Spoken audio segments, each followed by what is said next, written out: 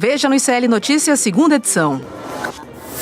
Foi sem querer, querendo. Em nova versão, Flávio Bolsonaro admite segundo encontro com Daniel Vorcaro para tratar do financiamento de Dark Horse. A minha relação com ele 100% foi para falar do filme. O bombeiro do PL. Valdemar antecipa a volta dos Estados Unidos e diz que desentendimento entre Michele e Flávio Bolsonaro é muito sério. Nós temos que acertar isso aí. Se não acertar isso aí, nós já vamos sair perdendo em casa. O estrago tá feito. Marco Rubio responde carta de Flávio e diz que Estados Unidos devem manter tarifaço contra o Brasil. Extravagância nos Alpes. ICL revela luxo obsceno e privado de Daniel Vorcaro e Ciro Nogueira. O ICL Notícias, segunda edição, está no ar.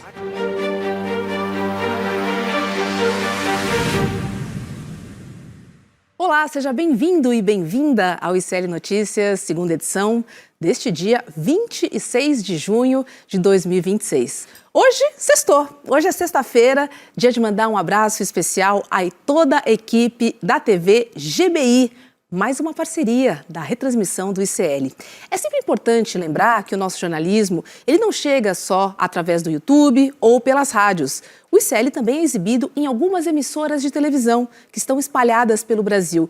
E a TV GBI é uma delas, que aposta numa programação voltada à informação, ao entretenimento e ao conteúdo para toda a família. Então fica aqui o nosso agradecimento a toda a equipe da TV GBI por caminhar aqui junto com a gente, com o nosso jornalismo corajoso e independente.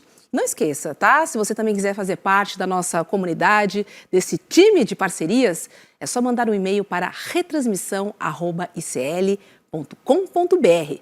retransmissão@icl.com.br. Manda seu e-mail. Quero N2, quero N1, quero Desperta, Chico. Esse lugar é muito bom, Guanambi é muito bom. Ali pertinho de Caetité. Você é viajado, hein? Caetité eu lembro bem porque é a terra do Valdico Soriano. Muito bom. Viva Caetité e viva Guanambi. Muito bom. Aumentando nossa rede, hein? Todo dia chega uma emissora nova, que bacana. Vamos chegar a 100. Uma centena até a eleição, você vai ver. Vamos nessa. Antes de chamar a Cris Serra, que já está na porta para participar conosco do Jornal de hoje, eu quero trazer os alertas do Instituto Nacional de Meteorologia. Bota na tela, por favor. Que temos aí uma área de baixa pressão e o avanço de uma frente fria que aumentam o risco de chuva forte e temporais no sul neste sábado, além de risco de geada nessas regiões que a gente está vendo aí em amarelo. Tem também alerta de baixa umidade em partes do Pará e do Mato Grosso. E atenção, viu? Porque as chuvas permanecem constantes no litoral do Nordeste. Olha só, já está no ar a nossa enquete dentro da sala do N2 no Papo Legal. E a pergunta de hoje é a seguinte: a volta de Valdemar Costa Neto ao Brasil vai apagar o incêndio do PL ou colocar mais lenha na fogueira? E aí, Chico Sá? Olha, eu confio muito na sinceridade e no sincericídio permanente de Valdemar Costa Neto. Então, basta ele continuar sendo sincero que o incêndio aumenta. A gente está ainda no restinho de junho, aquela fogueira junina com a volta do Valdemar. Deixa eu perguntar para a nossa querida Cris Serra o que ela acha sobre a nossa enquete. Cris, boa tarde para você. Essa volta do Valdemar, você acha que vai apagar o incêndio do PL ou vai colocar mais lenha na fogueira, hein, desse caso de família? Oi, Roberta e Chico. Olha, eu adoraria ver uma enorme fogueira junina de São João, como o Chico falou. Mas eu acho que o esforço dele, até pelo tom da fala dele, pelo que ele disse, vai ser botar panos quentes e apagar o incêndio, sim, tentar, de alguma forma, consertar, se é que é possível, consertar o enorme estrago que a Michele Bolsonaro fez na candidatura do Flávio. Quer dizer, a gente acha que fez, né? Eu acho que fez um estrago grande. É bom a gente esperar aí também as próximas pesquisas para ver se de fato esse estrago se confirma. Falando em 01, Cris, Flávio Bolsonaro admitiu em entrevista ao Correio da Manhã que teve um segundo encontro com Daniel Vorcaro na Casa do Banqueiro em Brasília para tratar do financiamento do filme Dark Horse. Vamos lembrar, que após a divulgação dos áudios e também mensagens que mostravam a ligação entre eles, Flávio disse que esteve apenas uma vez com Vorcaro para colocar um ponto final na relação entre eles. Vamos ouvir, vamos rever. Senador, o senhor próprio admitiu que teve uma reunião presencial com Daniel Vorcaro em São Paulo para tratar do filme Dark Horse com ele. Recentemente, o jornal o Globo publicou que o senhor teria tido um outro encontro com Daniel Vorcaro no primeiro semestre do ano passado aqui em Brasília, na casa dele em Brasília. Houve esse segundo encontro presencial com Vorcaro e o que foi tratado? Ô Capelli, eu sempre disse o seguinte, nada mudou, isso aí é mais do mesmo. É uma forçação de barra para tentar voltar esse assunto à tona. Eu sempre falei o seguinte, a minha relação com ele sempre foi por causa do filme. Mais uma vez, é um investimento privado, num filme privado, sem nenhuma contrapartida pública. Vocês vão lembrar, então nessa outra ocasião também foi para tratar do filme. Sempre qualquer coisa que apareça de diálogo, de celulares dos outros, de que a imprensa traga à tona, vão ver que é só por causa do filme. É que esse foi um encontro em Brasília. Não tem nada de novo nisso. Eu procurei ele, às vezes que eu falei com ele, foi para tratar do filme. E mais uma vez, em dezembro de 24, que foi quando eu o conheci, o presidente não era mais Bolsonaro. Eu não tinha nada a oferecer de nada de governo para ele. Quer dizer, não tem absolutamente nada de errado, diferente do que aconteceu durante o governo Lula. O Lula tem que explicar, Capelli, se ele é um sócio do Banco Master, se ele é um consultor do Banco Master, ou se ele é só amigo do pessoal do Banco Master. A minha relação está muito bem explicada, que é uma relação privada. Então, não tem absolutamente nada de novo nisso. É uma tentativa de alguns ali de manter o assunto em evidência. Ou seja, foi só para tratar do filme naquela... Sempre a minha relação com ele 100% foi para falar do filme. E naquela ocasião, então, ainda buscando apoio para o filme. Naquela ocasião, no primeiro semestre de 2025, segundo o jornal o Globo. Sim. Cris, pego na mentira de novo. Ainda meteu o clássico e o Lula, né? Claro, é a saída, né, Chico? Vai falar o quê, Cris? Roberta, vamos lá. Eu tenho alguns comentários a fazer sobre essa entrevista. Eu sou muito cuidadosa em criticar o trabalho de colegas. Não gosto de fazer isso. Não gosto. Até porque também não assisti a entrevista inteira. Esse é um recorte da entrevista. Agora, o Flávio Bolsonaro fica dizendo e repetindo que ele tratava com o Vorcaro apenas para conseguir dinheiro para o filme sobre o pai dele, que essa é uma relação de caráter privado. A gente não pode ouvir isso sem contrapor o básico. E o básico, neste caso, ele estava tratando com um homem que cometeu uma fraude, a maior fraude do sistema bancário neste país, de que se tem notícia. Então, ele não pode ficar falando isso sem ser confrontado com esta informação, né, que todo mundo sabe, né, já é uma informação de amplo conhecimento. Né? Então, ele não pode ficar dizendo, não tem nada de novo, né? Isso é normal, eu já expliquei, era só para financiar o filme. Como assim só para financiar o filme? Dinheiro proveniente de crime, sim, de fraude, que prejudicou milhões de pessoas neste país. Dinheiro que, ao que tudo indica, também serviu para abastecer Eduardo Bolsonaro, morando nos Estados Unidos, para fazer campanha contra o Brasil. Então, isso não pode ser simplesmente dito e ouvido e transmitido como se fosse uma coisa normal. Não é normal. Então, esse é o primeiro aspecto. E a segunda coisa, ele fala uma série de mentiras sobre o presidente Lula, que também não são confrontadas.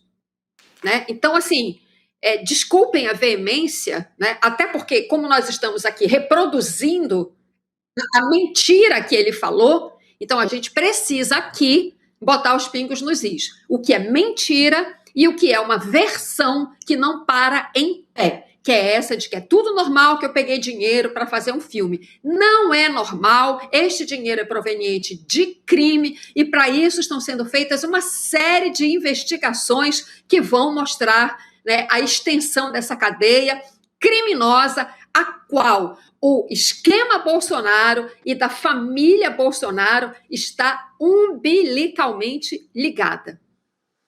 Perfeito. Veemência mais do que apropriada da Cris Serra, porque estamos tratando de um banqueiro criminoso, de um banqueiro que se beneficia de finanças, de dinheiro dos velhinhos funcionários públicos de várias prefeituras, de vários municípios, de vários estados, como Rio Previdência. Então, é um dinheiro para lá de suspeito, é um dinheiro sujo. Sem falar que o filme também tem dinheiro de emendas, tem dinheiro da Prefeitura de São Paulo, então tem muito dinheiro público nesse filme de terror. Não dá para deixar o Flávio Bolsonaro ficar desfilando ali, dizendo que, confirmando o segundo encontro, e dizendo que é só para pedir dinheiro para o filme que louva meu pai. Não é por aí, é dinheiro de um banqueiro criminoso que foi pegar essa grana junto a fundos de previdências estaduais e municipais do Amapá ao Rio de Janeiro. Então, alto lá com essa coisinha de... Olha, nega o primeiro encontro, nega que tem dinheiro, agora já estamos no segundo encontro e ele segue negando. Daqui a pouco vai saber o quê? Que morava junto? Complicado. Dividia a mesma casa? Daqui a pouco vai aparecer mais encontros, Chico. Claro, E aí ele sim. fica dizendo, não tem nada de novo, não tem nada de novo, né? Não dá. Pelo amor de Deus. Fico pensando nesse momento nos aliados, né, de Flávio Bolsonaro com essas revelações, porque a gente lembra daquela coletiva, da entrevista que ele deu depois, Sim. com os aliados ao lado, Sim. nada felizes com tudo aquilo, né? Nada felizes. Inclusive pensando, será que vem mais? Será que vem mais? E ele disse que não. E aí já tem um segundo encontro, segunda-feira tem já outra tem a notícia. Michele Bolsonaro chutando o balde total, né? Sim. Porque isso é de quem não acredita mais na candidatura de uma pessoa da família, pessoa que convive com ela. Então, não se faz aquilo impunemente. Quando você resolve gravar um vídeo daquele, você está chutando o balde, desacreditando, achando que já foi para o saco essa candidatura. E olha só, as suspeitas sobre o financiamento do filme Dark Horse, elas devem levar a Polícia Federal a abrir 3 inquéritos nos próximos dias. Essa é uma apuração do G1, tá? As investigações devem ser sobre, a gente tem aqui na nossa arte mostrando 1. Repasses de 61 milhões de reais feitos por Daniel Vorcaro, ex-dono do Banco Master, a pedido do senador Flávio Bolsonaro, que já veio a público, eventual destinação de parte desse recurso para bancar o ex-deputado Eduardo Bolsonaro nos Estados Unidos e também a indicação de emendas parlamentares para entidades ligadas à produtora do filme, como o Chico já adiantou aqui. Um dos objetivos da PF é saber se o dinheiro foi repassado em troca de algum favor prestado pelo senador, ou então pelo grupo político dele. A PF estava aguardando o STF definir qual ministro seria o relator do inquérito. E Edson Fachin decidiu que a investigação ficará sob a relatoria de André Mendonça, responsável pelos inquéritos do caso Master no STF. Mas a escolha foi contestada pelo deputado federal Lindbergh Farias. Ele pediu ao presidente do STF que reconsidere a decisão.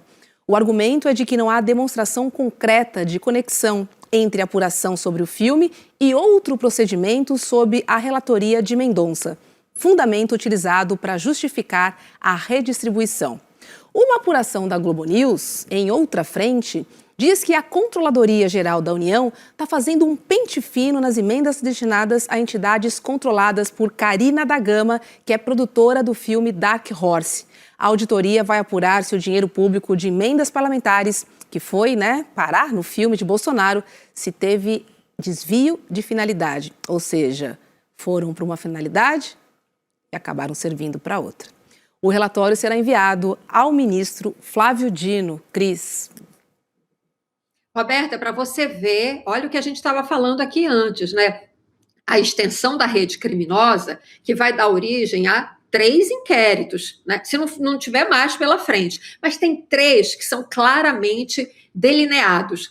Um é o dos 61 milhões pagos para fazer o filme. O segundo é que parte desse dinheiro, possivelmente alguma parte desse dinheiro foi para quê? Para sustentar o seu Eduardo Bolsonaro lá nos Estados Unidos, se articulando com a extrema-direita, com o governo Trump, contra o Brasil, né? Se articulando para o governo Trump adotar sanções, punir Alexandre de Moraes, lei Magnitsky, tarifas, etc, etc, né? Um verdadeiro traidor da pátria, sustentado, né, ao que tudo indica, ou pelo menos há uma grande suspeita, por dinheiro desse esquema criminoso do senhor Daniel Vorcaro. E, por último, a terceira frente de investigação, a das emendas parlamentares, né, que abasteceram, alimentaram parte de todo esse esquema. Então, para você ver que, muito ao contrário do que Flávio Bolsonaro diz nessa entrevista que a gente comentou há pouco, né? Não é assim, é uma forçação de barra, não tem nada de novo, é tudo normal. Tanto não tem que aí estão 3 frentes, 3 inquéritos no Supremo, a frente lá na Controladoria Geral da União, que tem que investigar, né, porque é dinheiro de emenda parlamentar, dinheiro público, então importante esse reforço da investigação da CGU. Fica aqui um debate sobre o relator, no caso, que o deputado Lindbergh pediu que fosse o Alexandre de Moraes. Por quê? Porque o Alexandre de Moraes já investiga o Eduardo Bolsonaro, né? Então, esse outro aspecto aí, né, do dinheiro do Vorcaro para o Eduardo Bolsonaro poderia, então, se somar à investigação que o Alexandre de Moraes já faz. Porém, o esquema todo do Banco Master está com André Mendonça, né? Então, eu já esperava que o Fachin deixasse com o André Mendonça. Por quê? Porque ele é o detentor, digamos assim, da maior parcela, da maior parte da investigação, né? Então, seria natural que esta parte do Eduardo Bolsonaro também ficasse com o André Mendonça. Enfim, houve uma tentativa do Lindbergh de, talvez, contando com um ímpeto maior do Alexandre de Moraes na investigação, então que a investigação fosse para o Alexandre de Moraes, mas, como eu disse, o Fachin, pelo próprio perfil dele, eu já achava muito difícil que ele tirasse isso do André Mendonça, e, de fato, vai ficar com o André Mendonça.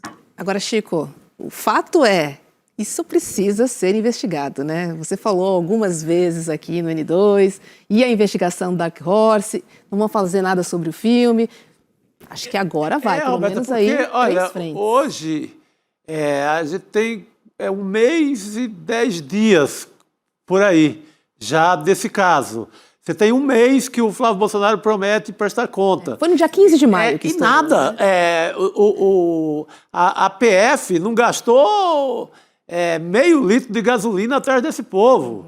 É muito tempo, é muita folga. E todo dia a gente sabendo de um caso mais novo. Agora já tem até um membro do PCC coligado à produtora do filme aqui em São Paulo. Então é muita coisa, é muito rolo para pouca Polícia Federal no pé dessa gente.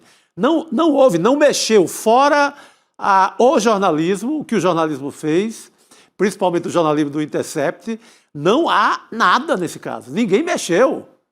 É muita moleza. Não é? Então, que comece agora, que a PF faça diligência, vai atrás dessa produtora aqui em São Paulo, todo mundo sabe onde que fica, aqui na Doc Lobo, nos Jardins, todo mundo sabe onde fica a casa da Karina, que é dona da produtora, que é lá na Braslândia. Todo mundo sabe os endereços, são públicos. Falta a ação da PF, espero que agora tenha. Concordo, Chico. E essa personagem em especial que você mencionou, essa Karina, né, com todos os tentáculos que essa empresa dela tem, né, tem outro esquema lá em São Paulo, contrato com a Prefeitura de São Paulo para instalar a internet gratuita nas periferias, uma coisa que a empresa dela nunca tinha feito. uma empresa sem nenhuma experiência nisso. Sim. Aí ganha a concorrência. Quer dizer, é uma personagem com muitas explicações a dar, né? Tá por aí, livre, leve e solta, né? Daqui a pouco a gente fica sabendo que fugiu, foi não sei para onde. Concordo com você, moleza total nesse aspecto da investigação. Se não tiver fugido, nunca mais vi no noticiário. Depois descobriram também contratos dela no governo do Ibanez Rocha, no Distrito Federal, com a prefeitura do ACM Neto, dos aliados do ACM Neto na Bahia. Então, Uau, Chico. ela estendeu a rede dela no Brasil inteiro. Aqui em São Paulo, as redes de Wi-Fi públicas para comunidades que a empresa dela tinha que instalar, não instalou todas e recebeu 105 milhões. A mesma que cuidava da grana do filme. Então, é muito enrosco da extrema-direita junto para não ter investigação nenhuma. Concordo muito. Gente, deixa eu trazer mais um ingrediente aqui nessa mesma história, porque um dia após deixar a liderança do governo no Senado, o Jacques Wagner disse em uma entrevista à Folha que reclamou com o presidente Lula da atuação da Polícia Federal na operação que foi alvo. Particularmente, ele não gostou da divulgação daquela foto com dinheiro vivo que foi apreendido no apartamento onde ele vive em Brasília. O Jacques Wagner disse que é ridículo supor que o recebimento de 2 convites para um show configure em favorecimento. A gente separou um trecho, em que Jacques Wagner fala sobre o relacionamento com Augusto Lima, ex-sócio de Daniel Vorcaro e que também foi alvo da operação. Ele disse o seguinte, abre aspas... Recebi um empresário quando fui construir o metrô, a Via Expressa, quando fui convidar empresas a investir na Bahia. As pessoas tentam criar uma retórica dizendo assim, fulano conversou com Beltrano, desconheço um prefeito ou um governador que não converse com empresários. Óbvio que conversei com Augusto Lima. Amigo não, mas criou um relacionamento. Ele se considera meu amigo. Ele sempre olhou para mim. Pô, você é minha referência. Então, ele está falando aqui da amizade dele com o Augusto Lima, ex-sócio de Daniel Vorcaro. Cris, o que você achou dessa entrevista, Folha? Roberta, vou destacar uma frase. Amigo? Não, mas criou um relacionamento. Pois bem, vamos entender que relacionamento é esse? Sabe, um relacionamento que você pede para o cara comprar um apartamento porque você quer dar de presente para a tua filha e aí você não tem dinheiro para comprar o apartamento, ela vai ter que vender o apartamento, financiar o restante. Muito complicado isso, né? Poxa, eu conheço um cara que é cheio da grana, eu vou pedir para ele comprar, depois eu me acerto com ele. Gente, pelo amor de Deus, isso é achar que todo mundo aqui é idiota.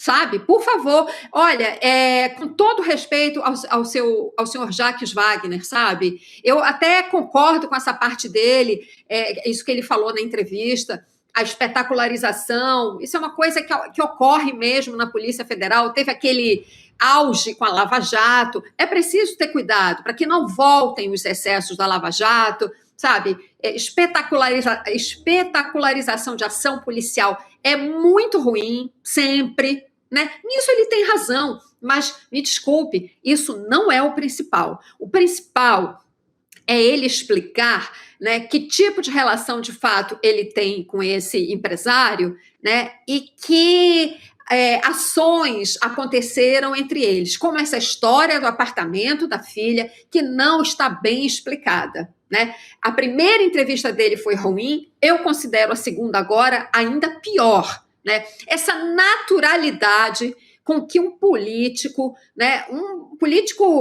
nós não estamos falando de qualquer Zé Ruela, né? Nós estamos falando de um ex-governador, de um senador da República e de ex-ministro em cargos importantíssimos. A naturalidade com que fala que eu encontro empresário aqui e ali, e gerou um relacionamento. Desculpa, isso não é normal. A relação que um político tem que ter com um empresário é recebê-lo no seu gabinete, portas abertas, assessores, de preferência alguém gravando. Isso tudo tem que ser público, transparente. Depois vai para o acervo do histórico daquele governo. Tudo transparente. Onde aconteceram esses encontros, né? Pega carona e fala, não tinha um avião para mim, destinado para mim, mas o cara estava indo da Bahia para Brasília, quer uma carona? Quero. Não, gente, pelo amor de Deus, sabe? Você não pode tratar essas relações do poder público com agentes privados com esta banalidade, com esta trivialidade, sabe? É muito ruim. Achei a entrevista muito ruim, sabe? Espero que o Jacques Wagner prove a sua inocência, do fundo do meu coração, né? Mas olha, ele vai precisar apresentar mais argumentos e melhores argumentos, porque os que ele apresentou até agora, nas entrevistas que concedeu, de fato, não são convincentes. Chico, ele dizer que fica se criando, fica se criminalizando qualquer tipo de relacionamento, assim, é muito raso. Assim, e não pode normalizar esse tipo de... É muito frouxo, né? Sim, Roberto, ele não pode normalizar esse tipo de prática, sabe? De que, não, eu estou recebendo, o cara é um cara que é banqueiro, aí eu falo do apartamento da minha filha, não pode, cara. Se ele acha que isso virou normal no Brasil, e de certa forma virou, mas eu não posso achar que isso é legal. Não posso me enfiar em qualquer jatinho sem saber de quem é, porque tudo isso tem um preço.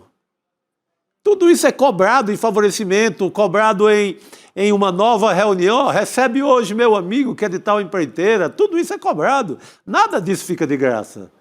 Você tem que ser a agenda tem que ser pública. Ó, encontrei o banqueiro tal. Tem que encontrar de todo jeito, porque é negócio do Estado. O cara pode investir no Estado. Coloca lá no Diário Oficial, coloca na agenda pública, recebe, divulga o teor da conversa. Tem que ser assim. Sim, porque é um cargo público, Chico. O correto é esse. Esquecem disso, né? Ele é levado lá pelo voto do povo. E isso que você está falando, Chico, do favorecimento, de apresentar um aqui, apresentar outro ali, pois bem, ele que apresentou, né, o ministro Ricardo Lewandowski para ser o diretor do departamento jurídico, né, do Master. Tem alguma coisa de errado nisso? Gente, nós não estamos falando de você apresentar para um banqueiro desse um advogado de carreira qualquer que tem lá o seu escritório. Você está levando um ex-ministro do Supremo Tribunal Federal, né, gente? Sim. Sabe? Não, tem pesos diferentes. Né? É uma tentativa de naturalizar tudo, que é espantoso, né, Cris? Exatamente como você está falando. Quer tornar tudo normal, né? Dizer assim, a política é assim mesmo, nossas relações são assim. Se for assim, tá errado, Se até, e a gente tem que cobrar, a gente cobra da direita e cobra mais ainda da esquerda, porque é quem se pretende a ser diferente, é quem se pretende a cuidar da desigualdade do Brasil, é quem pretende não ser da corrupção, então por isso que a gente cobra de maneira até mais enérgica, porque a gente espera a correção. Minimamente, é isso. Cris Serra, querida, obrigada, viu? Como sempre, é um prazer te receber aqui no N2. Um beijo para você, bom final de semana. Obrigada, querida Roberta, querido Chico, sempre um prazer imenso estar aqui com vocês. Agora eu vou sextar, vocês só vão sextar daqui a pouquinho, mas eu já estou indo. Você merece, Cris. Hoje você estava brava, falou tudo, falou mesmo. Eu percebi. Desculpa, Roberta, desculpa. Imagina. Mas, sabe, eu fico indignada. É isso aí, Cris. A gente precisa se indignar. Graças a Deus a gente ainda fica indignado, porque senão a gente entregava tudo, entregava o boné e ia para casa. É isso. Agora, desconecta e aproveita seu final de semana. Um beijo para você. Beijo, querida. Tchau, tchau. Cadê nosso informante da Copa? Opa! Pegou ele aí, A Noruega estava perdendo, acho que acabou perdendo mesmo. Vai, Roberta, fala. Tempo e placar. Tempo e placar do jogo. Não, Opa! França 4. Noruega 1. Perdeu o pênalti. Não, perdeu o pênalti da Noruega. A Noruega. E a Noruega entrou com o time reserva. Poupou os melhores jogadores. O Haaland não entrou em campo. E o Dembélé deu um show, né? Fez 2 gols. 3 gols, aliás. O Dembélé fez hat-trick. 3 gols do Dembélé. 4-1 para a França. E o outro jogo, Senegal 5, Iraque 0. Que maravilha! Senegal avançando com autoridade para a segunda fase. Que coisa boa. Gostei. Eu achava que a França fosse fazer 2 gols. Eu chutei 2-1. Né? Eu também achei que ia ser mais equilibrado esse jogo, mas é que a Noruega entrou com o time reserva. Já pensando Tem coisa que a gente mais adiante. contar, Poupou os jogadores, né? É isso. Olha, minha gente, tem nova série documental do ICL, né? A gente tem falado sobre ela durante a nossa semana aqui. E essa série, o que acontece? A gente faz um jornalismo investigativo. São 6 repórteres, na verdade, que vão em 5 cidades brasileiras para investigar o maior esquema de corrupção do Brasil, um esquema legalizado, inclusive, que é o orçamento secreto. O Fábio Panunzio, ele entrou no Cavalo de Troia, que é o filme Dark Horse, e mapeou as ONGs que receberam dinheiro público e que, coincidentemente, estão relacionadas às produtoras do longa sobre a vida de Bolsonaro. Vamos conferir um trechinho deste episódio. Esta é Carina Ferreira da Gama. Formalmente é a dona da produtora Go Up, que nunca fez filme nenhum. Ela tem 47 anos de idade e produzia pequenos eventos para o público evangélico. Só que teve a sorte de conhecer Mário Frias, para quem trabalhou na última eleição. E a partir daí, a vida dela mudou completamente. Carina está no centro de uma teia de relações corporativas cheia de singularidades. Ela é sócia de 4 empresas e também preside 2 ONGs. Uma dessas ONGs é o Instituto Conhecer Brasil. O Instituto Conhecer Brasil apresenta. Outra é a Academia Nacional de Cultura. E ambas foram muito bem aquinhoadas pela generosidade da bancada bolsonarista. Estamos aqui para transformar desafios em oportunidades. De repente começou a chover dinheiro público nas empresas e nas ONGs de Carina Ferreira da Gama. Desde que trabalhou na campanha do deputado Mário Frias, ela acabou se transformando numa espécie de prodígio empresarial. Vários deputados bolsonaristas do PL indicaram quase 4 milhões em emendas parlamentares para os muitos negócios dessa senhora. Felizmente nem tudo foi pago, mas só o padrinho dela, Mário Frias, deu mais de metade desse valor.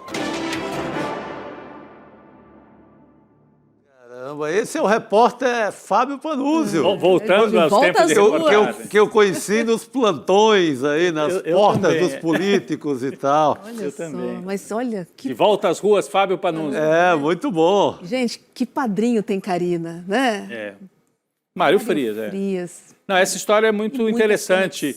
O Fábio Panunzio amarrar e contar, fazer essa teia de relacionamentos da Carina. ONGs. As ONGs todas, porque ela está na ponta do filme e está na ponta de receber dinheiro aqui da Prefeitura de São Paulo, e aí está na ponta de receber emenda parlamentar. Na verdade, esse especial é sobre as emendas parlamentares, né? Então, ela também recebeu emenda parlamentar, além de atuar nesses outros casos suspeitos, né? Pois é. Lembrando que nossa reportagem foi a 5 cidades, né? Então, além do Fábio Panunzio, a gente tem a Heloísa Vilela, temos o Luiz Costa Pinto, Alice Maciel, Manu Borges... Amanda Miranda também. Amanda Miranda também. Então, assim, os nossos repórteres foram para as ruas. E você sabe que quando os nossos repórteres vão para as ruas... Não, e belas reportagens, todas ali para valer. A investigação é séria. Então é domingo, 8 da noite, né? Exatamente. Orçamento secreto neste domingo, dia 28, às 8 horas da noite. Tá bom? Garante seu ingresso. Corre lá em icln2.com.br. Tem o QR Code aqui na tela também, para facilitar e você correr para se inscrever. Hoje é dia 26, então no domingo agora, tá? Naquele horário. Já virou um horário tradicional também dos eventos aqui do ICL, né? Às 8 horas da noite. Vamos seguir, gente, porque um vilarejo nos Alpes franceses virou um dos principais destinos de milionários em busca de neve. Lá tem cenários impressionantes, alguns dos melhores chefes do mundo e, acima de tudo, muita privacidade. Em janeiro de 2025, 2 personagens chamaram a atenção da Polícia Federal. Eu estou falando de Ciro Nogueira e Daniel Vorcaro. De acordo com um inquérito realizado no país, o vilarejo foi o destino de Nogueira e Vorcaro em uma viagem que teria custado R$1.800.000. O Jamil Chad foi até lá conferir a estação de esqui, que em pleno verão europeu está passando por uma reforma completa. É luxo só. Vamos ver.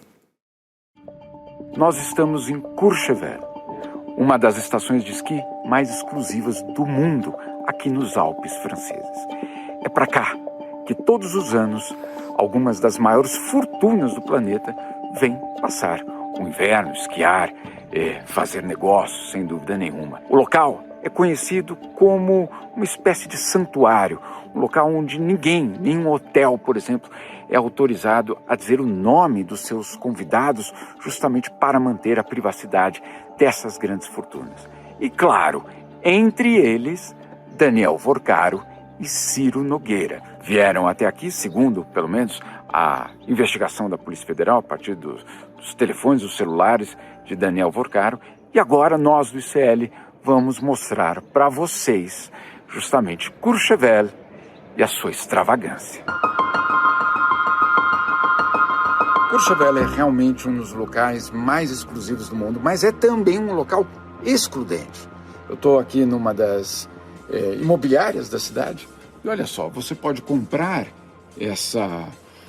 esse chalé, ele está à venda de fato, por 33 milhões de euros. Ou você pode também alugar este aqui, o chalé Hillary, por 100 mil por semana. Realmente um local, eu diria, diferenciado. Courchevel é realmente um mundo à parte. Essa é uma das poucas estações de esqui que tem o seu próprio aeroporto, com uma das pistas mais curtas do mundo, mas olha só, inclinada.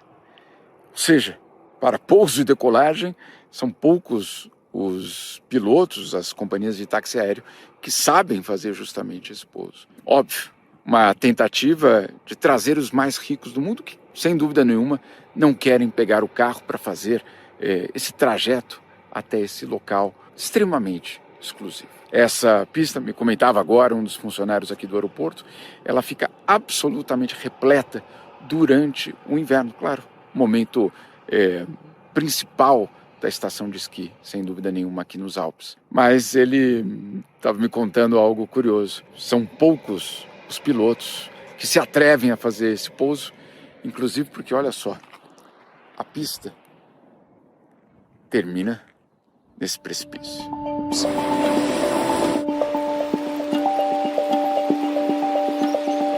Um dos pontos centrais, justamente, da investigação é a questão dos gastos aqui em Courchevel. E nesses gastos há um dado muito curioso. O gasto de 58 mil reais aqui, nesse restaurante, no Le Tremplin, no centrinho de Courchevel, basicamente onde tudo acontece, pelo menos durante a noite. Eu fiquei imaginando que tipo de cardápio ou vinhos são servidos por 58 mil reais. Infelizmente ou felizmente, o restaurante está fechado durante o verão. Não vou poder, de fato, testar esse cardápio. Mas, enfim, o que a gente descobre, vindo até aqui, é que ele fica, de fato, numa das ruas mais sofisticadas e repletas de luxo. Nas investigações da Polícia Federal, um dos detalhes que aparece é justamente um gasto de 63 mil reais de Ciro Nogueira, enfim, um restaurante chamado La Soucoupe. Claro, está fechado neste momento, nós estamos no verão europeu, essas estações de esqui, sem dúvida nenhuma, fecham suas portas, mas eu queria trazer justamente vocês aqui para mostrar que esse, de fato, é um dos locais mais exclusivos, com uma das melhores vistas, sem dúvida nenhuma, para os Alpes. E, sem dúvida nenhuma, um dos locais mais caros de Courchevel. 63 mil reais gastos, justamente, no La Soucoupe, no topo de Courchevel. Uma das suspeitas que aparece justamente no inquérito da Polícia Federal é que essa viagem, Ciro Nogueira, Daniel Vorcaro, nesta estação de esqui no começo de 2025, teria custado 1.800.000 reais.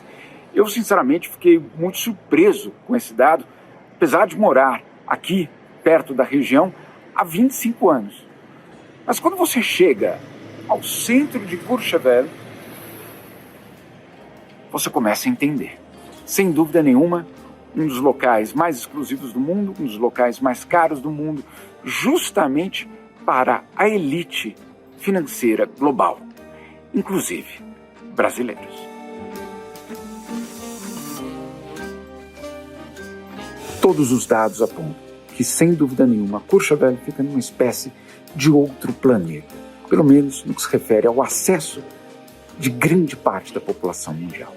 A cada dia, no auge da temporada aqui, 10 milhões de euros mudam de mãos. E numa temporada, a cidadezinha movimenta 1 bilhão de euros. Courchevel fica nos Alpes franceses, mas para muitos donos das grandes fortunas do mundo, realmente o que importa é que fica longe do resto do mundo. Deixa eu chamar Jamil Chad para conversar com a gente. Jamil, boa noite para você. E não deu para experimentar o prato de 58 mil reais? Estava fechado o restaurante? Não deu. Eu cheguei lá, estava fechado. Claro, eu verifiquei o cardápio, viu, Roberta? Tem opções mais baratas, tá? Tem uma, por exemplo, tinha uma pizza de 600 reais. Ah, bom. Uma pizza. 600 reais uma pizza. Então, assim, mas não deu. Da próxima vez a gente chega lá. Mas é isso. O que eu queria, na verdade, mostrar é o destino, basicamente, desse grupo de pessoas, né? Eu queria só esclarecer um ponto. Esquiar nos Alpes não necessariamente é caro. Tá? Para vocês terem uma ideia, meus filhos, por muitos anos, foram esquiar, uma outra estação, não é, em Courchevel, mas custava 7 euros por dia o esqui. 7. Né?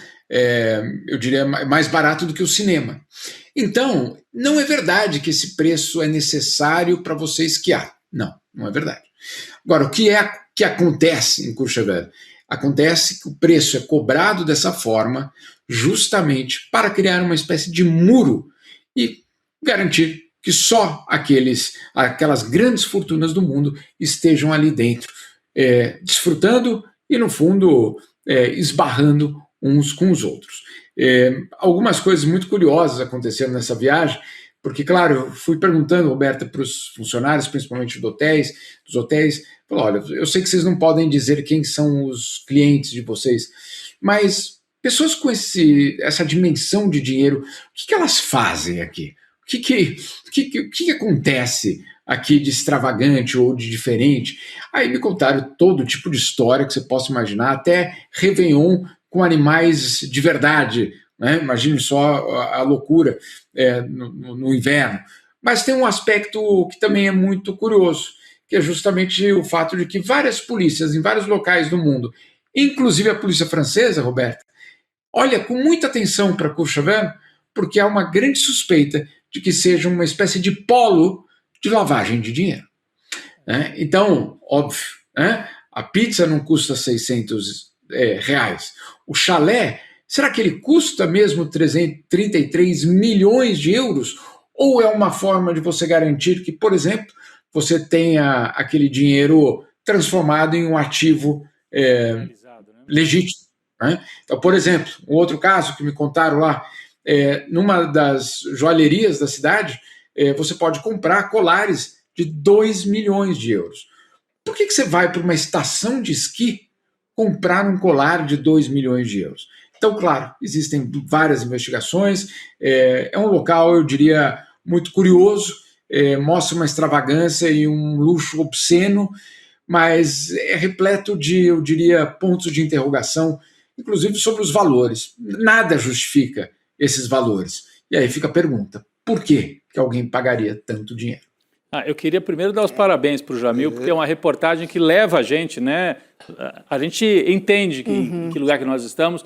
Então, assim, é a reportagem que cumpre o seu papel de traduzir para a gente a sensação de estar naquele lugar, usando a presença do repórter, a informação que ele capta e um pouco de imagem de arquivo também, que ele usou uma coisinha ou outra, mas o principal está ali, ouvir, contar a história do aeroporto, assim, eu não conhecia essa história, então uma belíssima reportagem. Em primeiro lugar, parabéns ao Jamil, e que legal que o ICL tem espaço para isso, que eu não tinha visto uma matéria sobre Mont Courchevel até agora em lugar nenhum. Ninguém fez. Ninguém fez, é a primeira vez que eu vejo.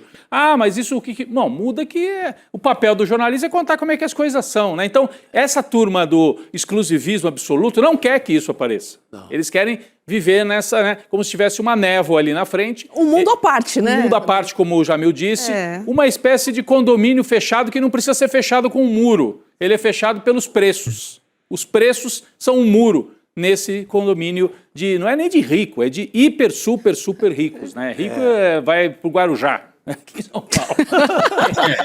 Então é algo fora até do nosso entendimento, os preços que ele passa, né, Chico, do chalés, da imobiliária. Não, fora de tudo. Eu fiquei pensando ele ali naqueles altos lá, né, suíços, e eu imaginando o cara dos altos lá do Piauí, da Serra das Confusões lá no Piauí, da Serra da Capivara, que vota, dá ali o seu votinho, confiando que o Ciro Nogueira vai levar para lá benefícios, programas sociais, coisas arrojadas que mudem sua vida. Não, está lá o Ciro Nogueira praticamente namorando o Vorcaro, praticamente no namoro romântico com o Vorcaro, gastando grana que, ao que tudo indica, e segundo as investigações no Brasil, resultado de conluios, né, de fraudes bancárias e etc. Porque o Ciro Nogueira é um cara que não teria como pagar uma viagem dessa. Esse é o fato. Né? Ele é um senador é muito bem pago, mas se o sujeito é senador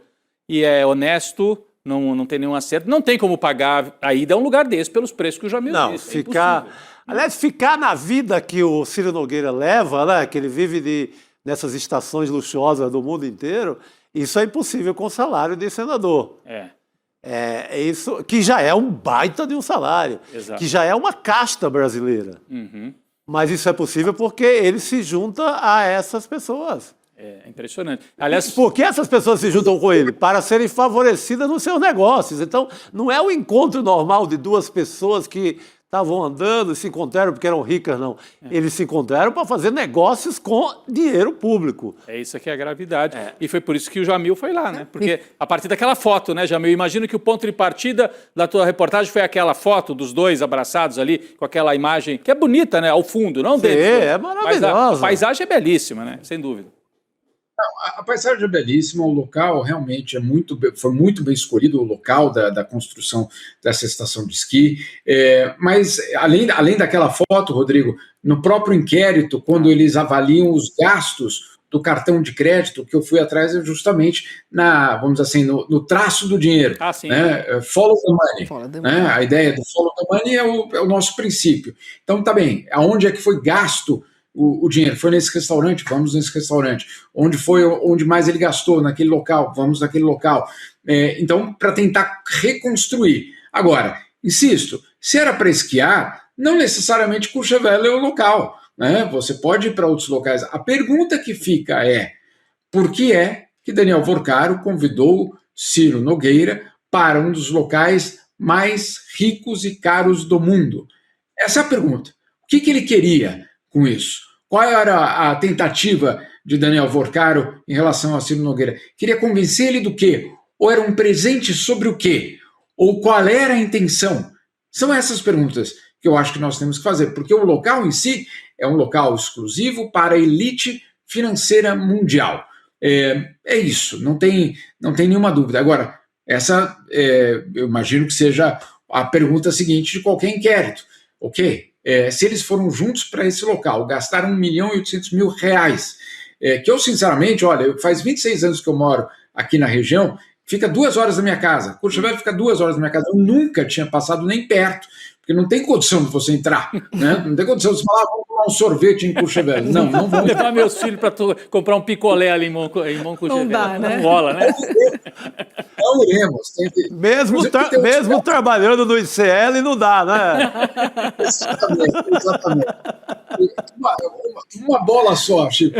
Mas, enfim.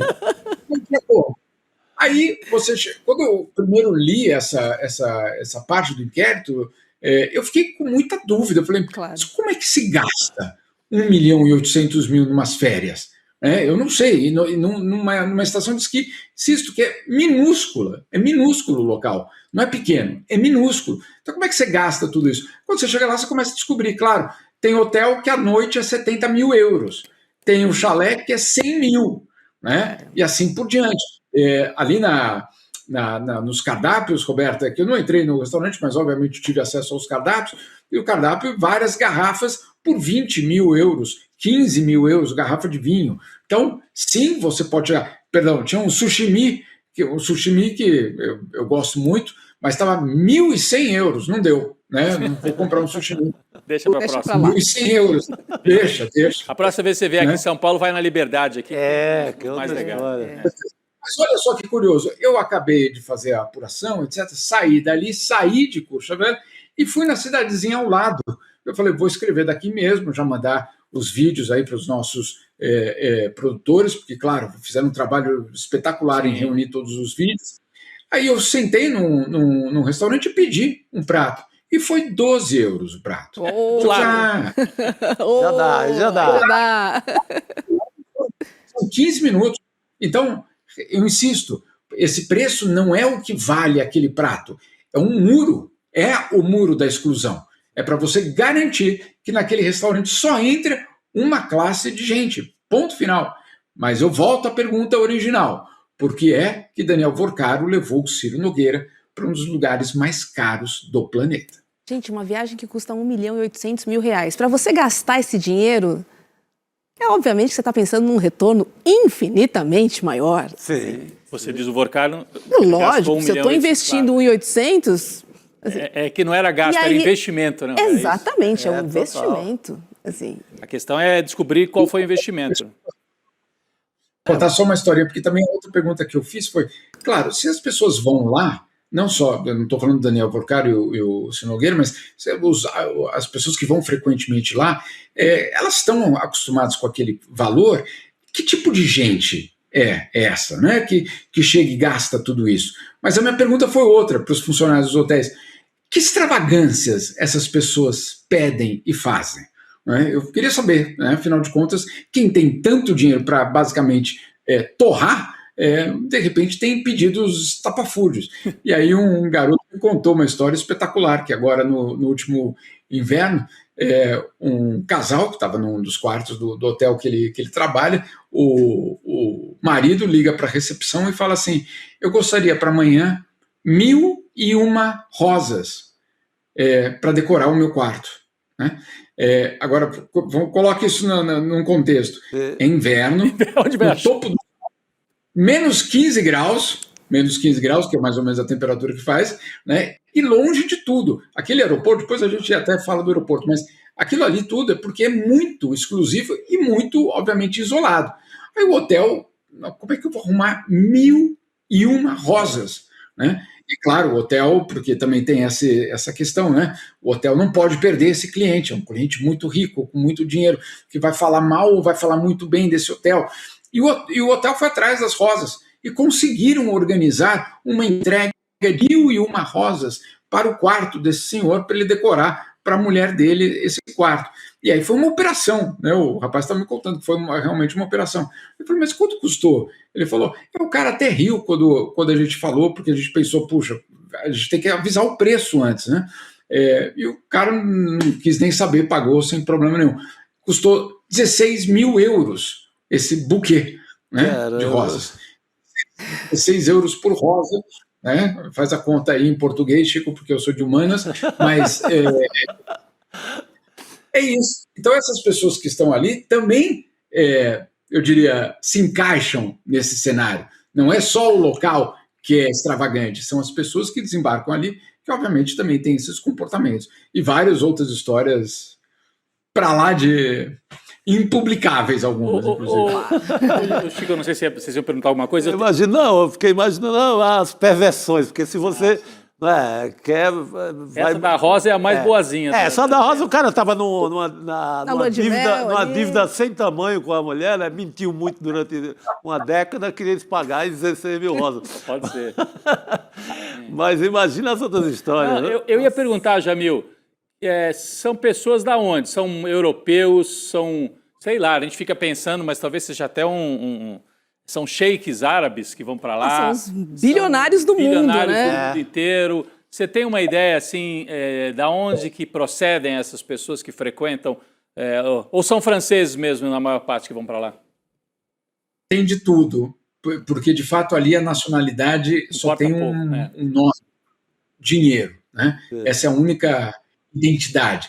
Mas, para colocar aí alguns nomes, uma certa pessoa chamada Ivanka Trump. Acho que talvez vocês já ouviram. Já conheço. Sim. a filha do homem.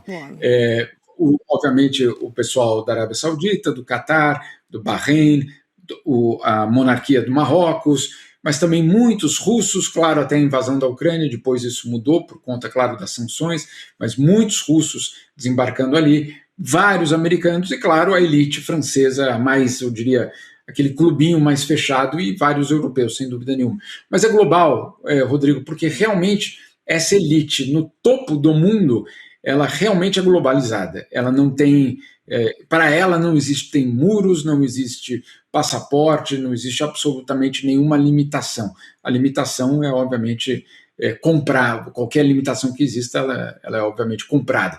Então tem toda essa história. Tem uma outra história que também é muito curiosa, que justamente a fraude russa gigantesca que aconteceu já há alguns anos e que foi descoberta por um certo advogado, Sergei Magnitsky, olha só esse nome, Sergei Magnitsky descobriu uma fraude e foi basicamente, desapareceu, morreu depois dele descobrir essa fraude. Ninguém sabe por que ele morreu, mas vocês podem imaginar que ela, né, pelo menos a suspeita é que tem uma relação entre as duas coisas. A pessoa, o organizador dessa fraude, lavou parte justamente desse dinheiro em Courchevel. Então, é uma história com muitos tentáculos no mundo inteiro, inclusive na França. Não tem essa não de, isso é coisa de países árabes ou dos brasileiros. Não, não, não, não. Muito europeu passando por lá para deixar os seus milhões de euros também ali naqueles locais. Enfim, é uma história muito impressionante, porque, insisto, a pergunta é uma só. Por que é que você investe, para usar a palavra do Rodrigo, por que é que você investe quase 2 milhões de reais para levar um senador para um local como esse? Qual é o retorno, além daquele abraço tão efusivo? É isso. Vamos falar um pouquinho sobre o tarifaço, meninos? O Marco Rubio, secretário de Estado dos Estados Unidos, ele respondeu a uma carta do senador Flávio Bolsonaro e afirmou que o governo de Donald Trump deve manter as novas tarifas sobre produtos brasileiros. Vale lembrar, né, que o anúncio do novo tarifaço contra o Brasil veio uma semana depois da visita de Flávio a Donald Trump.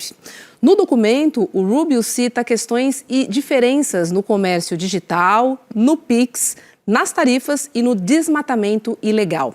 O secretário dos Estados Unidos também falou sobre o diálogo e as eleições no Brasil. Abre aspas aqui, ó. Os Estados Unidos estão prontos para trabalhar cooperativamente com os líderes escolhidos pelo povo brasileiro para buscar uma estrutura de comércio e investimento ampla, justa e mutuamente benéfica. Espero ansiosamente pela continuação do nosso diálogo e pelo aprofundamento da parceria estratégica entre nossas duas grandes nações. Jamil Chad, olha só esse trecho, né, da fala do secretário de Estado dos Estados Unidos, dizendo que, enfim, entendo, né, vou fazer uma leitura aqui, mas entendo, inclusive, que deve saber que também isso atrapalha, né, a eleição de Flávio aqui, mas as nossas questões ainda são mais importantes que as questões de vocês aí no Brasil. Sim, sem dúvida. Eu acho que essa carta tem vários componentes, Roberto. O primeiro deles é basicamente o recado de volta dizendo, olha, America First, né? Que quer dizer, nós cuidamos dos nossos negócios, se em algum lugar nós nos cruzarmos com o interesse de vocês, ótimo, mas se não, gente, só para deixar muito claro, a gente continua a defender os nossos interesses. Então, ali fica muito claro, Marco Rubio dizendo isso basicamente para Flávio Bolsonaro. Mas tem outros componentes dessa carta, e eu queria trazer pelo menos 2 deles. O primeiro deles é um aspecto um pouco mais protocolar, que é o seguinte, não é comum que um secretário de Estado, o que é o secretário de Estado? É o chanceler, o ministro das Relações Exteriores de um país. Não é comum que o ministro das Relações Exteriores de um país escreva uma carta para um senador de outro país, mesmo que ele tenha recebido aquela carta. Por quê? Porque ele não é, o senador não é um interlocutor. O interlocutor do chanceler dos Estados Unidos é o chanceler do Brasil. É assim que funciona.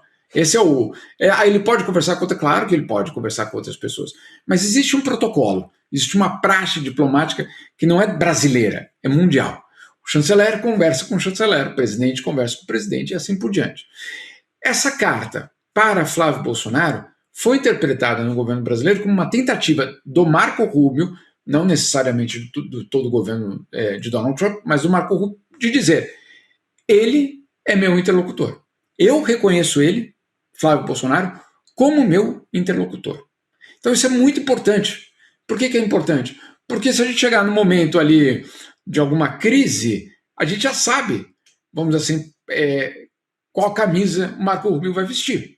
Ele está dizendo nessa carta, são 2 páginas, é uma deferência a Flávio. Então, muita atenção com essa deferência, porque essa deferência significa que para o Marco Rubio, Flávio Bolsonaro é sim um interlocutor. A resposta foi ruim. A resposta foi: meu caro, não vai dar, mas eu te considero como interlocutor. Então esse é um primeiro aspecto que preocupou o governo brasileiro. Falei com o governo depois que a carta foi publicada. E um outro elemento, e aí sim o centro dessa história, na minha opinião, Roberta, o final dessa carta. O final dessa carta diz o seguinte: o Marco Rubio escrevendo para Flávio, que ficou muito feliz com o entusiasmo dele em relação às eleições de outubro e agradeceu a generosa oferta que Flávio Bolsonaro fez de criar ou de oferecer uma equipe de transição, caso Flávio vença a eleição, para o governo americano. Uau. Gente, isso é uma das coisas mais graves que eu já vi na diplomacia brasileira, ou na política externa brasileira. Um candidato que diz que se ele vencer a eleição, ele vai construir uma equipe de transição e oferecer essa equipe ao governo americano. Sim. É isso? É isso mesmo que nós estamos lendo? Ô, Jamil. Porque isso significa... Perdão. Não, completo. Desculpa. Eu ia só lembrar que no passado, na época da União Soviética, algumas pessoas diziam o Partido Comunista Brasileiro, o que não era verdade, mas diziam o Partido Comunista Brasileiro tem mais relação com a União Soviética do que com o Brasil, é quase uma sucursal soviética no Brasil. Aliás, foi a justificativa para se caçar o registro do Partido Comunista. Não chegava nunca perto disso que os bolsonaristas fazem. Aí sim, é uma sucursal da Casa Branca. O bolsonarismo é uma sucursal da Casa Branca no Brasil. Impressionante. Esse dado está passando meio batido aqui no noticiário brasileiro, quase. Ainda bem que você está chamando a atenção para isso. Por isso que eu estou chamando a atenção sobre isso. Esse, para mim, é o ponto central dessa carta. O Marco Rubio dizendo que Flávio Bolsonaro ofereceu para ele um governo de transição. Gente... O que significa isso? Ele vai precisar responder isso. Porque o que ele está dizendo? Que esse governo de transição então vai preparar um plano de governo que atenda aos interesses americanos? É isso? Claro que é isso. Né? Só pode ser. Eu consigo imaginar isso. Mas esses interesses onde? Terras raras, escudo das Américas, o que mais? Pré-sal? Ele vai precisar esclarecer. Que proposta foi essa? Que ele o Marco Rubio escreveu, a generosa oferta. A generosa oferta que você fez de criar uma equipe de transição, oferecer uma equipe de transição para nós. Olha, eu nunca tinha visto algo tão, eu diria, chocante em termos de política externa como esse final dessa carta. Porque ela revela que aquilo lá tudo que a gente vê, bater continência para a bandeira americana, né, Chico, que a gente sempre achou estapafúrdio, fora de lugar, tem conteúdo. E essa é a parte preocupante. Boa sorte bater continência para outra bandeira. Agora, o problema é ter oferecido um governo de transição ou uma equipe de transição. A gente precisa saber qual é essa oferta e por que é que Marco Rubio tanto agradeceu por esse gesto generoso de Flávio Bolsonaro. Gente, que medo. Gravíssimo. E a correspondência... juntando as duas partes, você tem uma interferência muito pesada já na eleição. Uhum. Isso já é Ele falou, né? Ele falou, estou de olho no Brasil. O Brasil já é uma interferência tremenda. Trump falou isso, né? Trump falou isso. Jamil Chad, é muito preocupante isso, né? Nosso país sendo uma moeda de troca para uma eleição, para um candidato. Vê se pode. Beijo para você. Isso o Itamaraty identificou na hora como a maior, eu diria, o elemento mais grave dessa carta. A parte da tarifa, etc., aquilo ali é uma outra história, a negociação corre em vias paralelas, etc., mas o que mais preocupou foi saber que tem um candidato no Brasil hoje que ofereceu uma equipe de transição para o governo norte-americano. Fica a pergunta, governo de quem? É muito preocupante. Bom final de semana nos Alpes, Jamil, para você. Um beijo, obrigada. Pede uma pizza lá em Courchevel para entregar na tua casa. Pega a pizza aí. É duas. Vamos lá. Tchau, tchau, Jamil. Pizza da falência. Uma dessa, pelo amor de Deus. Eu ia ter que entrar no desenrola. Desenrola depois. Vai pro Courchevel e entra no desenrola. Né? Complicado. Semana né? seguinte. Gente, vou trazer uma notícia triste aqui, porque o número de mortos nos terremotos que a gente viu, né, que atingiram a Venezuela, subiu para 920, segundo o balanço provisório divulgado hoje pelo governo. As autoridades também informaram que já são quase 3 mil pessoas feridas. Enquanto as equipes de resgate continuam as buscas nos escombros, grupos formados por moradores, eles já registraram mais de 40 mil desaparecidos. O Ministério das Relações Exteriores informou que 2 brasileiros, um homem e uma mulher, morreram em decorrência dos terremotos que atingiram a Venezuela. Hoje eu vi uma cena de resgate, aquelas cenas assim, de um bebê que não devia ter 2 anos sendo resgatado do meio dos escombros, uma cena muito emocionante, além das cenas de um rapaz, jovem ainda, devia ter 30 anos, sentado, desolado assim na calçada, na frente estava o prédio que tinha desabado e ele falou, lá embaixo está a minha mulher e meus 2 filhos, de 5 e 9 anos. Né? Então, os números são muito incertos ainda, né, Roberto? Ontem a gente falava em 200, 300 mortos, agora chegando perto de 1.000, mas essa cifra de 40 mil desaparecidos, muito alto. Eu estou desconfiando um pouco desse número, se for isso. Eu já ouvi 50 mil. Já vi 100 mil, Rodrigo.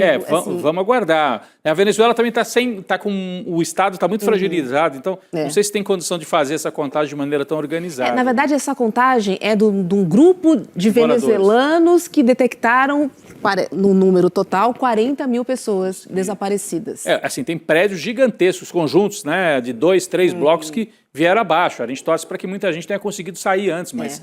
Como dura, né?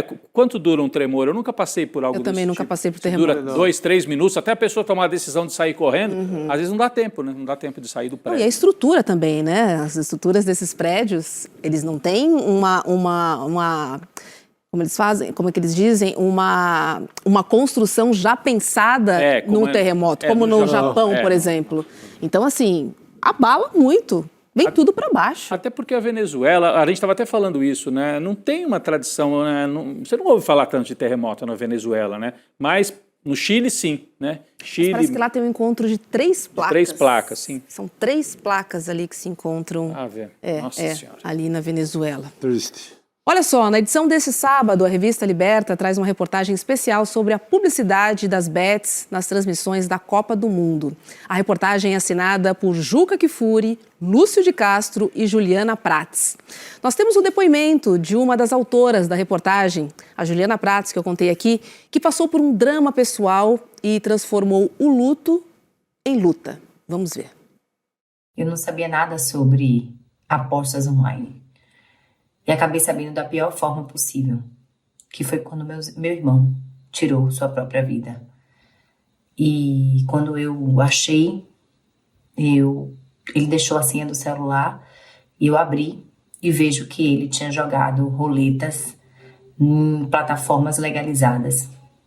E naquele momento, o choque veio duplamente, tanto pela sua morte. Uau! Bate, né?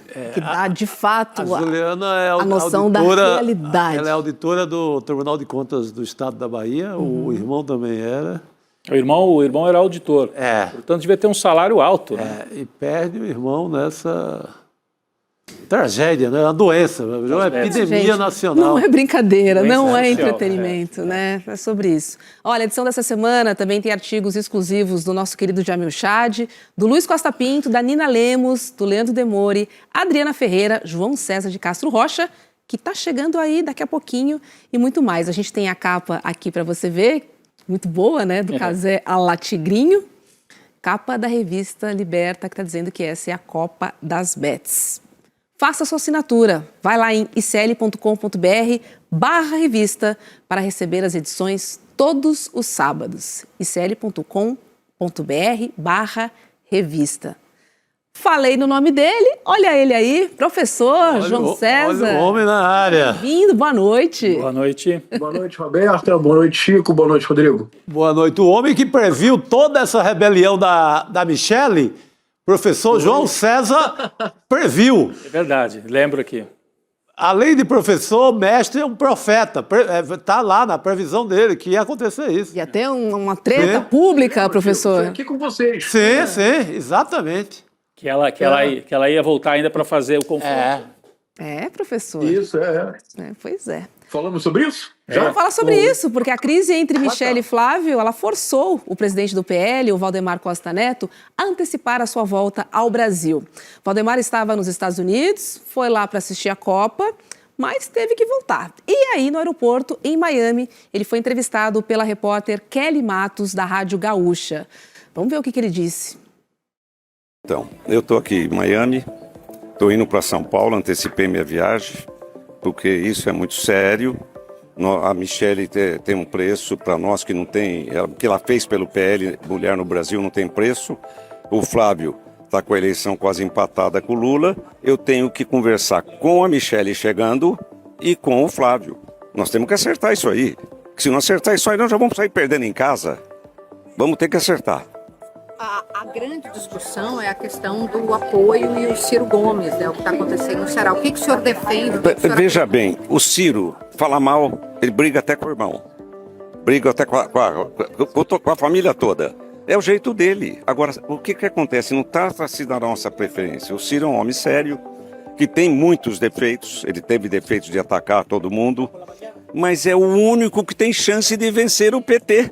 Se nós não formos com ele, o governador do Ceará vai ser o PT. Se nós formos com ele, ele ganha a eleição. Mas nesse caso aí a Michele tem que ser convencida? Temos que ser convencida, nós não podemos. Ela quer só que troque o candidato ao Senado. Nós temos que respeitar a estrutura de lá. O senhor acha que houve desrespeito, como ela disse, né, como ela reclamou? Não, isso é difícil. Em vários lugares nós temos problema, não é só lá não. Professor, chegou o Valdemar, interrompeu, né, a Copa do Mundo, então já não deve estar feliz por isso. E aí volta ao Brasil para resolver a confusão. Roberto, você sabe quem é a Michele Bolsonaro? É a Lady Macbeth. Olha. Vamos lá, eu explico. Em Macbeth, essa tragédia excepcional do Shakespeare, a pessoa realmente corajosa, de valor, que leva adiante o plano para chegar ao poder, não é o Macbeth, Roberta. Quando o plano para chegar ao poder é o pior possível. O Macbeth tem que trair o rei, que é seu primo, o rei Duncan. E ele faz uma armadilha, ele convida o rei Duncan para passar uma noite na casa dele, porque ele, Macbeth, havia sido muito importante numa batalha para manter a coroa com Duncan, porque rebeldes tentaram destroná-lo. E o Macbeth foi muito valente na batalha, então o rei Duncan está muito agradecido. Ele vai para o castelo do Macbeth. Mas na hora final, o Macbeth perde a coragem. O Macbeth era muito bom para falar, mas não tinha coragem para agir. Quem é que o obriga a cumprir a promessa e assassinar o rei e tornar-se ele mesmo o rei? A Lady Macbeth, que vira para o Macbeth e fala assim: Roberta, be a man, seja um homem, faça o que é necessário ser feito. A Michele Bolsonaro, da relação Jair Bolsonaro-Michele, a Michele Bolsonaro, Chico, é a Lady Macbeth. É ela que em algum momento dirá para o Bolsonaro. Inclusive, as pessoas, na delação do tenente-coronel Mauro Cid, ele dizia: quem realmente o tempo todo instigava o Bolsonaro para o golpe era Michele. Claro, Chico e Rodrigo, Porque ela era a Lady Macbeth. Se ela soubesse inglês, que ela não sabe, se ela dominasse o português, ela fala muito melhor que o marido, ela teria dito para o Jair Messias Bolsonaro, seja... obviamente ela não diria be a man, ela diria para o Bolsonaro, seja macho, rapaz. E o golpe teria sido dado. Ela é a Lady Macbeth. Não é isso? Ela é a Lady Macbeth. Eu não tinha pensado nisso, Roberta, mas Shakespeare sempre nos acorde. E nesse caso, vamos lá, uma coisa bem importante agora, Roberta, que as pessoas estão passando despercebido. E a repórter, é de vocês a repórter do ICL? Não, é da Rádio Gaúcha. Parabéns para ela. Ela tocou o dedo na ferida que ninguém está falando. O verdadeiro problema surgiu quando o Flávio Bolsonaro não aceitou a indicação dela, Michele Bolsonaro, para o Senado, que era a Patrícia Saboia. O que está em jogo, de fato, nesta eleição em 2026, são 2 pontos. Para o clã Bolsonaro, isto é, para Jair Bolsonaro e os filhos, eles não consideram Michele parte do clã e jamais vão aceitar que ela tenha liderança política autônoma. O que está acontecendo, de fato, é que é a tentativa do clã Bolsonaro manter o controle sobre a direita e a extrema-direita de um lado. De outro lado, é o Senado. O que eles querem é o Senado. Essa crise surgiu porque a candidata que ela apoia para o Senado não foi referendada pelo PL do Ceará, porque o PL do Ceará está com Ciro Gomes, o candidato é outro. É o capitão Wagner. É isto que está em jogo. Ou seja, é uma trama shakespeariana. Agora, só para nossa tranquilidade, Roberta, tanto Macbeth quanto a Lady Macbeth fracassam. Muito bom. Isso é o que importa. Sensacional. Me interessa. No ramo das previsões é isso que interessa, né, Roberto? Exatamente. Vamos para o nosso momento literário, professor? Tenho 2 trechos aqui do conto O Espelho, de Machado de Assis. Vou ler o primeiro trecho aqui, ó. Tinha 25 anos, era pobre e acabava de ser nomeado alferes da Guarda Nacional. Não imaginam o acontecimento que isso foi em nossa casa. Minha mãe ficou tão orgulhosa, tão contente, chamava-me o seu alferes. Fecha aspas, O Espelho, de Machado de Assis.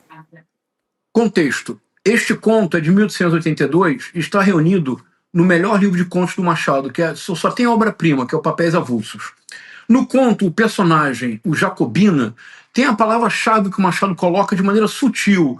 É o próprio Jacobina que fala de si. Roberto, ele diz, tinha 25 anos, era pobre. Uma pessoa, né? A Guarda Nacional foi criada em 1831. Roberta, no Brasil escravocrata, desigual e hierárquico, ser livre, mas ser pobre queria dizer ser invisível socialmente. Do nada, cai dos céus uma nomeação. Ele se torna alferes, como o Iago de Otelo era alferes. Ele se torna alferes da Guarda Nacional, uma revolução. Aqueles que nunca o cumprimentaram passam a falar com ele.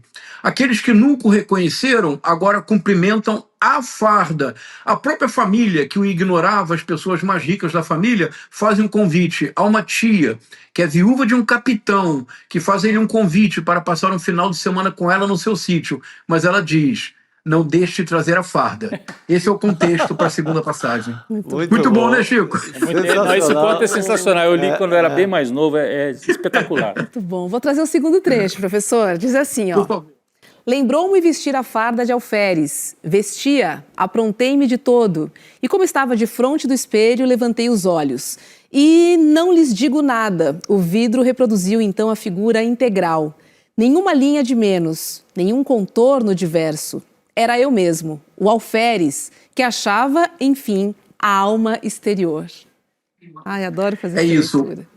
É lindo, não é, Roberta? Porque tem um subtítulo, Esboço de uma Nova Teoria da Alma. E ele diz assim, metafisicamente falando, a alma é uma laranja. É maravilhoso, né, Chico? Ele está brincando com a gente. Porque metafisicamente falando, uma laranja não pode ser nada. Nada pode ser metafisicamente uma laranja. Só se for o filósofo ou o Fábio Júnior, não é isso? 2 metades da laranja, não tem condição. O Machado está brincando. Teria uma alma interior, que é o que nós chamamos de subjetividade, e uma alma exterior, que é quando nós somos reconhecidos pela sociedade. O que o Machado faz neste conto, Roberta, é demais. O Machado faz o seguinte, ele mostra que a alma interior numa sociedade hierárquica, desigual, escravocrata, não existe, não se sustenta. Só tem alma interior quem é dono de escravo usado, quem é dono de terra. Os pobres, nós, eu, Rodrigo, Chico, você, Roberta, para a elite brasileira, nós somos alferes, nós não existimos. Nós só existimos, não quando não olhamos nos espelhos. Ele se olha no espelho porque ele fica sozinho na fazenda. A tia tem um compromisso, os escravizados fogem, ele fica sozinho. Ele se olha no espelho, a imagem dele está se esvaecendo, esfumaçada, ele não se reconhece, ele tem a ideia de colocar a farda. Quando ele coloca a farda do alferes, agora ele olha no espelho e ele se vê. Mas ele não se vê, Roberto, ele vê apenas no fundo da farda. Numa sociedade como a nossa, nós estamos sempre muito próximos a sermos tão invisíveis que só nos reconhecermos quando colocarmos a nossa farda de plantão. Todos nós, Chico, todos nós, Rodrigo, temos uma farda de plantão numa sociedade como a brasileira. É isso. Agora, professor, só para finalizar, estou sabendo que amanhã o professor vai lançar um clube de leitura gratuito aí no Rio de Janeiro, lá na Praça Agripino Grieco, no Meier. É isso? Às 6 horas da noite? O que vai rolar por lá? Obrigado pela generosidade, Roberto, de dar o espaço. Às 18 horas da manhã, na Praça Agripino Grieco, no Meier, no início da Dias da Cruz, perto da estátua do Leão Etíope do Meier, que virou um centro cultural nessa região, que tem a curadoria de um brilhante jovem pesquisador e produtor cultural, o Pedro Rajão, que é responsável pela criação de uma coisa linda, que é o projeto Negro Muro, que pinta muros na cidade do Rio de Janeiro toda. Amanhã nós inauguramos um clube de leitura, Machado de Assis na praça, Roberta, gratuito. A única coisa que é necessária é ler o conto e comparecer, e vamos bater papo amanhã sobre o espelho. E eu tenho uma carta na manga, Roberta. Manda. Que é o seguinte: sempre quando eu trabalho com literatura, eu falo pouco e eu leio muito. Eu leio o texto e eu converso com as pessoas a partir do texto. Então, nós vamos ler amanhã vários trechos do espelho, como você fez tão bem agora, Roberta. Mas, Roberta, sabe quem vai ler amanhã os trechos? Quem? Ele, o incomparável, o insubstituível, o imprescindível João Vicente. Ele vai na praça ler os trechos. Muito ele vai ler o trecho. Olha lá. Boa, João Vicente. Ele que vai ler, Chico. Ele apareceu. Boa. Que bacana, professor. Nós já praticamos, eu já li com ele o conto, eu já selecionei as passagens, ele vai na praça fazer o seu debut teatral. Você vai ler, filho, ele vai ler os trechos do conto. Desse conto que nós acabamos de trazer aqui, o espelho, exatamente. Brilha, João, brilha. Isso, exatamente. Muito bom, João. Amanhã às Bom 6 evento. horas da noite no Meier, na faixa. Se eu estivesse no Rio de Janeiro, eu Ótimo. apareceria. Direto, Muito legal. E a comunidade do ICL compareça em peso. É isso aí. Por favor, tomar um chopp no Meier ouvindo Machado de Assis, pelo amor de Deus. Chico, o Meier tem o Baixo Meier, que poucas pessoas conhecem. Saindo do clube de leitura, nós vamos celebrar no Baixo Meier. Olha que coisa chique. Esse Que legal. Maravilha. rolê completo, professor. Terra do Milô Fernandes. Bom sábado para vocês e bom clube de leitura. Obrigado, Tenho pessoal. certeza que vai ser um Obrigado pelo sucesso. espaço, Roberto. Ótimo fim de Bom fim de semana. semana. Até mais. Um abraço. Obrigado. Olha só, na segunda-feira, né, tem o Jogo do Brasil e aqui a nossa programação vai ficar o seguinte, ó. Tem ICL Urgente e tem ICL Notícias segunda edição, né, após o Jogo do Brasil. Porque o jogo acaba umas 4 horas, mais ou menos. 4 horas, então, né? 5 da tarde. Se não tiver prorrogação e prorrogação e pênalti. Se tiver prorrogação e pênalti, vai quase para a hora do Porque ICL o povo urgente. está muito confiante que não vai ter nada disso. Mas pode ter, é verdade. Pode Se ter. tiver, vai chegar perto das 5. Chega perto Aí com perde a mais uma assim. horinha ali. É isso. Então, num primeiro momento, estamos no horário normal. Sim. 5 da tarde, ICL 5 da urgente. tarde urgente, 5h30 começa o N2. E vai ter também uma entrevista com Fernando Haddad. Ah, essa é demais. Ah, garota! Segunda-feira, então, agora, Haddad. Segunda-feira. A entrevista, gente, tá pra lá de especial. Haddad fala da família, da relação com Ana Estela, do que ele pretende fazer caso vença a eleição e, claro, de como o país deve reequilibrar a sociedade. Vamos ver um trecho. Vamos lá. Todo o cara que fala, vamos fazer o Brasil ficar grande, gerou temor a ponto de um se suicidar, um ser exilado, o outro ser preso, e assim vai, o outro ser empichado. É todo mundo que pensou em fazer esse país ficar grande, por alguma razão, para essas pessoas, se tornou uma ameaça. Eles não percebem o quanto eles perdem com isso. Porque é uma mentalidade extrativista. Vamos tirar daqui tudo que a gente puder e mandar para fora. Sabe uma coisa extrativista? e não percebem que nós temos uma oportunidade de ter uma grande nação. E eles veem como uma ameaça isso, ameaça aos seus privilégios. E, na verdade, você vai estar convertendo o que hoje é privilégio num direito. Se você organizar a sociedade, as pessoas vão ter acesso ao que é direito delas. E não a um privilégio que, se for concedido, é alguém que está lá embaixo, não alguém que está lá em cima, né? Muito bacana, a entrevista inédita na segunda-feira, às 7 horas da noite, coladinho no N2, imperdível. Entrevista com o ex-ministro Fernando Haddad no CP Entrevista. Tá bom? Pré-candidato a governador de São Paulo. Pré-candidato ao governo de São Paulo também. Tem uma tarefa fundamental, o Haddad, fazer essa disputa em São Paulo, que às vezes fica invisível, né? O Tarcísio é perdoar. Tudo o Tarcísio pode fazer. Não é cobrado, inclusive pela relação com a turma do Vorcaro. Tá passando batido. Acho que o Haddad vai falar disso até na entrevista, pelo que eu sei. A entrevista foi gravada hoje. Ele levou 2 milhõezinhos. 2 milhões do Zetel, cunhado do Vorcaro. Então... Até falam ali uma nota, uma coisa outra, mas ninguém leva isso a sério na mídia de São Paulo, para falar como gente grande, não fala. E olha só, a gente tem um espaço, né, dentro do Papo Legal, da nossa plataforma, para você conversar com os nossos jornalistas. E aí, na segunda-feira, Chico? Opa, quem vem? Tá lá? Quem tá lá, 5h30? Quem tá lá? Quem vem? Foi escalado. Sou Joe. Às 5h30, assim que terminar o ICL urgente, eu vou conversar com a nossa comunidade lá. Bom que você vai pegar o clima do jogo ali, né? O pessoal vai estar muito ou velório, pé da vida. Tomara que o Brasil mantido na Copa, aí vai ser lindo. Vai ser lindo. Então, 5h30, eu estou conversando com a turma lá no Papo Legal na segunda-feira. Segunda-feira é dia cheio. Jogo do Brasil, eu estou no Papo Legal, tem entrevista com a Haddad, tem nossa programação normal. Meu Deus, que segundão. Um olho na bola e o outro no ICL. Na segunda-feira.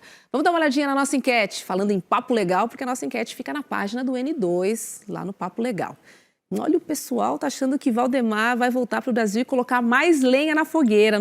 74% acham isso. É porque se ele tá... 26% que ele vai apagar o incêndio no PL. Difícil apagar um incêndio. E se ele tá próximo da Michelle, pode ser que ele ajude ainda a incendiar mais ainda. Agora ele tá preocupado, ele tem que se preocupar com a bancada, né? Porque também se a candidatura fica frágil de um jeito também... Aí desmorona para ele também. E ele vive dessas benesses de ter uma bancada grande e de ter o maior fundo partidário do universo, né? Esse senhor, ele tem a melhor vida do Brasil. Então eu não estou preocupado com ele, não. Dane-se. É isso aí. Chico, vamos liberar? Opa, liberada a Jurubeba. Jurubeba anda nos Alpes, viu? Essa é coisa fina. Os Alpes do Piauí? Em francês, Jurubeba. Jurubeba. Então tá liberada a Jurubeba para todo mundo. Ótimo final de semana. Obrigada, Rodrigo. Valeu, Roberta. Valeu, Chico. Robertinho. Beijo para você. Um bom final de semana e até segunda-feira. Tchau, tchau. Em Pojuca, Pernambuco, número 60 de uma rua sossegada. Simone morava com os pais e dava aulas na cidade mais rica do estado. Ela foi chamada para depor e poderia finalmente esclarecer a rota do dinheiro que sumia. Mas quando chegou o dia, não pôde falar. O delegado não estava lá. Tensa, Simone voltou para casa. Encontrou sua mãe no portão, mas também 2 homens do outro lado da rua. Foi quando ela se virou e perdeu a vida. Essa história que eu encontrei lá mostra um lado da corrupção que não é só notícia, não é só dinheiro, mas uma história de corrupção que ganha um rosto e um nome. Uma história que faz desaparecer vagas em escolas, leitos em hospitais e pessoas que imaginavam um futuro diferente para todo o Brasil. Acompanhe comigo, Heloísa Vilela, essa história de medo e silêncio no documentário especial do ICL chamado Orçamento Secreto. Ele vai ao ar no dia 28 de junho, às 8 horas da noite. Garanta seu ingresso gratuito.